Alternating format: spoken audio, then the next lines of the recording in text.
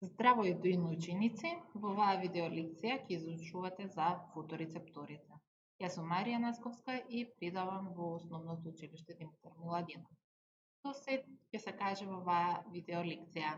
Најпрво ќе се опишат деловите на окото, потоа функциите на рецепторите и на крај збор 2 за далтонизмот. Фоторецептори се рецептори кои детектираат светлина и се наоѓаат во светилото за вид, поточно окото. Окото е сложен орган, но нежен. Најпрво ќе ви пуштам видео во која ја објаснувам градбата за окото на модел, а потоа ќе се објасни и преку шематски приказ. Модел на око. Ако го погледнете од надворешниот дел, се приметуваат очните мускули и очниот нерв. Белката е надворешната обвивка на очното јаболко, која напред преминува во прозирен дел, наречен рожница. Прозирен е за да може лесно низ да поминува светлината. Инак очното јаболко е изградено од три обвивки. Првата е белка,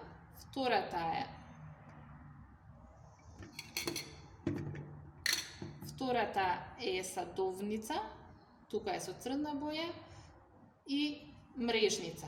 Садовницата е исполнета со крвни садови, за разлика од мрежницата, која е богата со нервни клетки испреплетени, кои наликуваат на мрежа.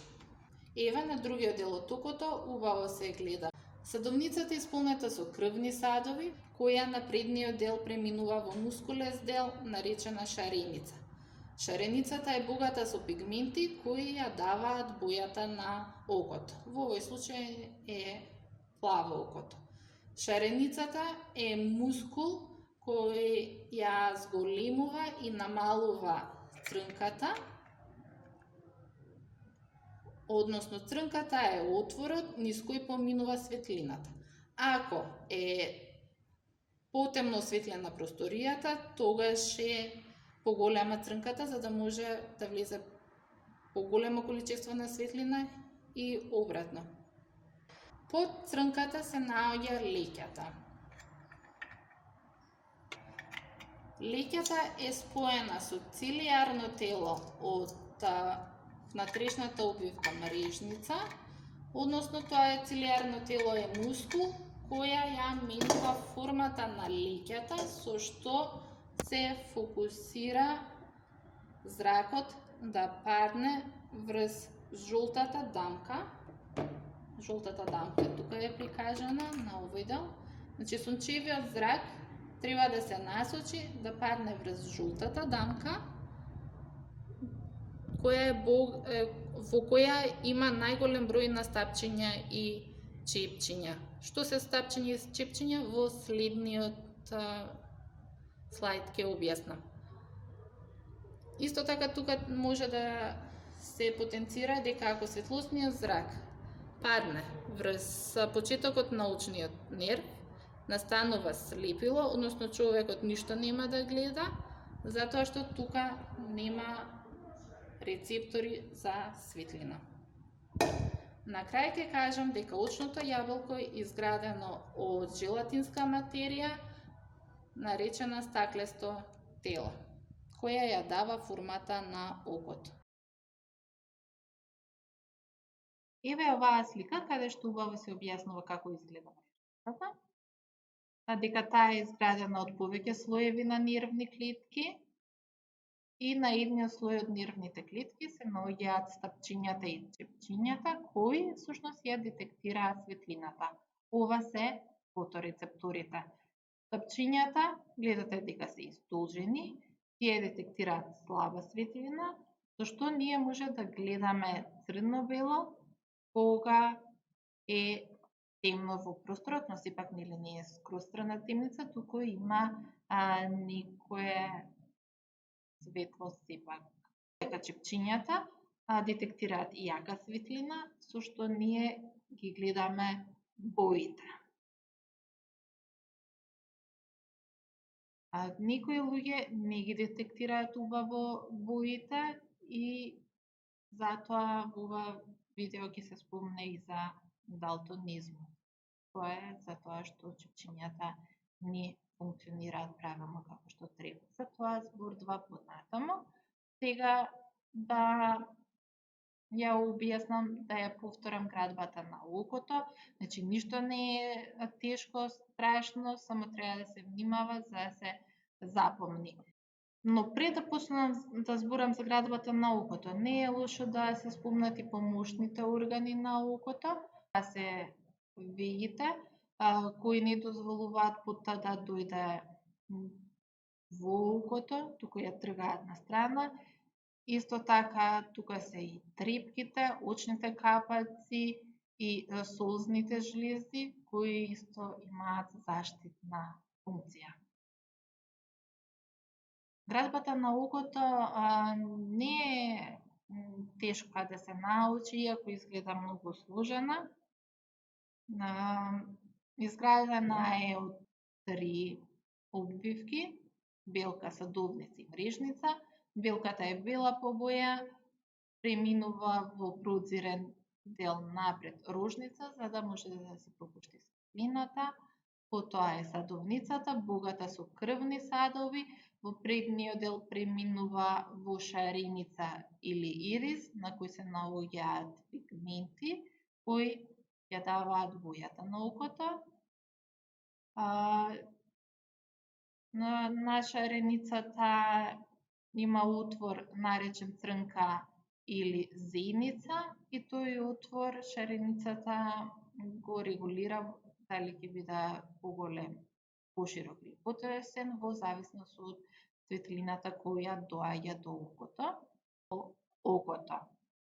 Под црнката се наоѓа леќата, која е поврзана со цилиарни мускули или цилиарно тело, што се дел од третата обвивка наречена мрежница. Со цилиарното тело леќата ја минува формата за да може да го насочи зракот да падне до жолтата дамка на која има најголем број настапчиња и чепчиња.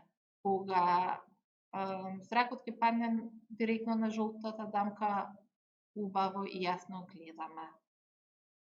Затоа носиме и наочари, ние што не гледаме убаво, еден вид на помагало за зракот да дојде до жолтата дамка.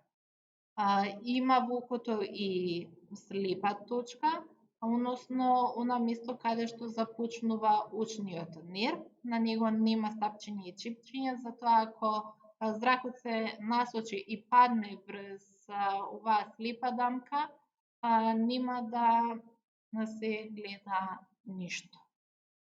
Помеѓу леќата и рожницата, просторот е исполнет со очна водичка, а додека очното јаболко е исполнето со желатинска материја, која е наречена стаклесто тело и ја дава формата на окото. На крај збор 2 за далтонизам. Далтонизмот е појава при која не се детектираат убаво боите. Има и луѓе кои гледаат црно-бело, затоа што чепчињата воопшто не регистрираат никаква светлина, но тие луѓе се многу ретки. Претежно има недобро функционирање на одреден вид на чепчиња. Инаку чепчињата, како на сликава можете да видите, дека се поделени во 3 групи.